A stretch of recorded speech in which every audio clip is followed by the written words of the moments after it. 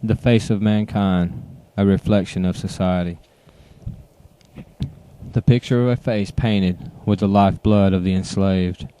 They are chained to their fate with the chain of suppression, with no way to remove. They're forced to go along with the plan. I have a picture of many faces painted in the book of life. They show a story so simple it has to be the most complicated to understand. I ask why the faces in the paintings are the faces of death painted by the same who walk the hallway of sorrow, leading to the exit of existence, a place where the face on the wall looks grim, with no sparkle in their eyes, or a smile to show happiness. They have the look of despair, with eyes that cry tears of disgust. Running down the face of society, it looks like at any moment the tide could turn. The forces who control matters may give way to common sense. Can this face find an expression of hope?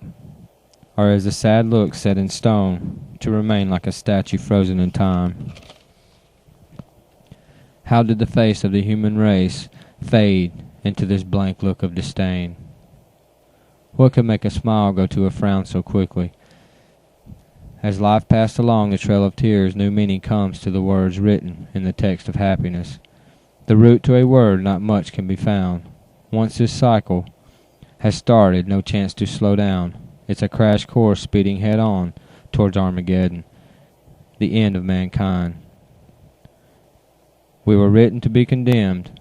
The face on the painting now favors, if you look close, the face of doom. This world can be a cruel place. Most experience many forms of deceit and hate. If you can escape from treachery, it is like raising the dead. Every stage of life we encounter people with little left. They only want to undo the lock that confines them to a certain way of life. Our free will is in danger of disappearing from our language. There's no choice, and not many are given. Most ideals are forced upon the weak. Freedom of choice is the first step to a revolution. Now the faces I stare into can only fade from the bright colors, the eyes of a future that glisten with a glow of determination. Now they fade like a blue sky as the storm clouds drift over all light. The one-time bright outlook on the face quickly shows signs of their age. They all seem to lose a part of oneself with every passing day. The written downfall reads like a slow, perpetual demise. What at one time was bright and a smile is now only a grim reminder of the years gone by. With every breath getting shorter, the age shows on the lines of a sunken sorrow. It's carved into the picture of man. When the fork in time is reached, how will I know which turn to take? I ask, can any wisdom be found to advise the tired souls of a path to happiness? This is a little traveled way. The trail is a ghost. It moves away as soon as it's found. There's no time to savor a second. Constant change is the norm. No content can be found or felt. How can a life of one be explained? It must be a great mystery, no answers to many questions. But I must ask, was my life predestined? The time on earth with every encounter, if it were all predestined, some people were cursed by their predestination.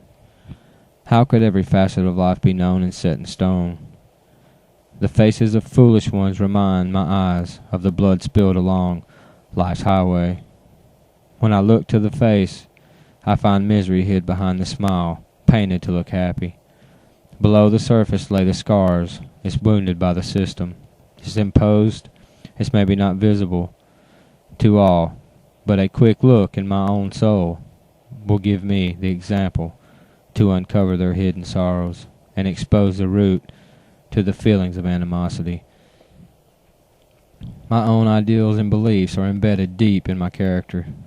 No compromise of my core values is possible. My lack of compassion is the wall around my body. I never pity nor feel sorry.